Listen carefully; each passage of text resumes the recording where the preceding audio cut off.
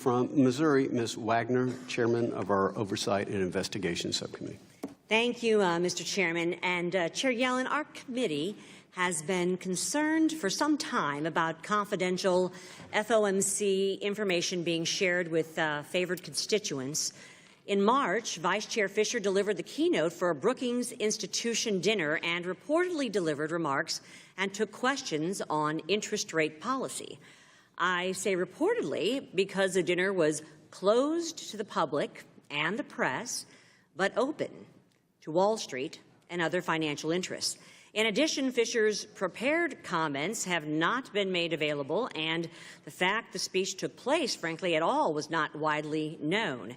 This keynote flies in the face of the FOMC's policy on external communications of committee participants, which states that, and I'm going to read this right out of the policy, quote, committee participants will strive to ensure that their contacts with members of the public do not provide any profit-making person or organization with a prestige advantage over its competitors. They will consider this principle carefully and rigorously in scheduling meetings with anyone who might benefit financially from apparently exclusive contacts with Federal Reserve officials and in considering invitations and to speak at meetings that are sponsored by profit-making organizations or that are closed to the public and the media, close quote. Chair Yellen, we all want transparency and accountability for our monetary policy so that it remains insulated from political and profit-making interests. The Vice Chair's speech does not help with that at all and flies, in fact, in the face flagrantly of policy. This speech occurred just days before another Fed official, Jeffrey Lacker, abruptly resigned as Richmond Fed president after admitting to playing a role in the 2012 FOMC leak, where market-sensitive details of the central bank's internal deliberations were leaked to a private consultant that then shared the details with clients who stood to net millions in profits by trading ahead of the release of the news. However, the true leaker still remains at large, apparently, as former President Lacker appears to have only incidentally confirmed insider information that Medley had already received. This is something that I, certainly as chairman of the Oversight and Investigation Subcommittee, will continue to look into. Chair Yellen, how could this speech have been allowed to happen, given everything that had occurred with the 2012 FOMC leak?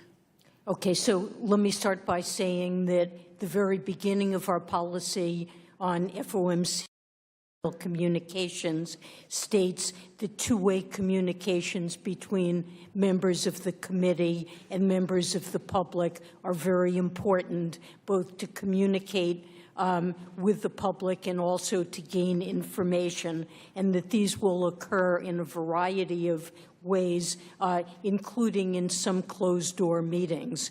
So there is no requirement that FOMC members cannot meet in closed-door sessions.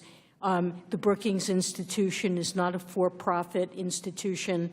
It's a nonprofit, and we have a clear set of guidelines governing what can and cannot happen in such closed-door meetings. Will the remarks be released to the public?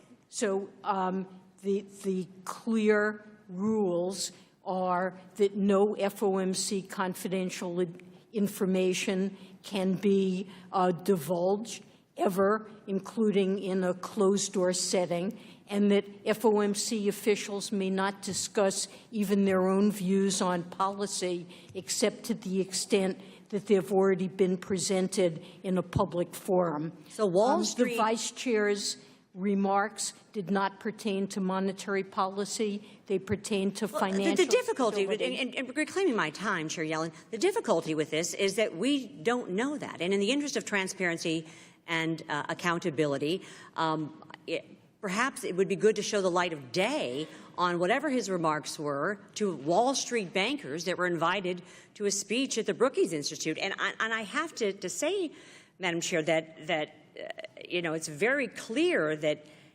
these should not be closed to the public or the media. So I'm very concerned about this going forward, and am also concerned about the resolution with the board due to the internal governance that happened on the FOMC leak. So I'd like to submit that in writing and get your information on that. Thank you, Mr. Chairman. I'm sorry. So I want to say that we have cooperated fully with our Inspector General and law enforcement agencies, that they've had access to all information that's relevant to this matter, and that they announced simultaneously with President Wagner. The board must improve its standards and keep to its standards, Madam Chair. Time of the gentlelady has expired.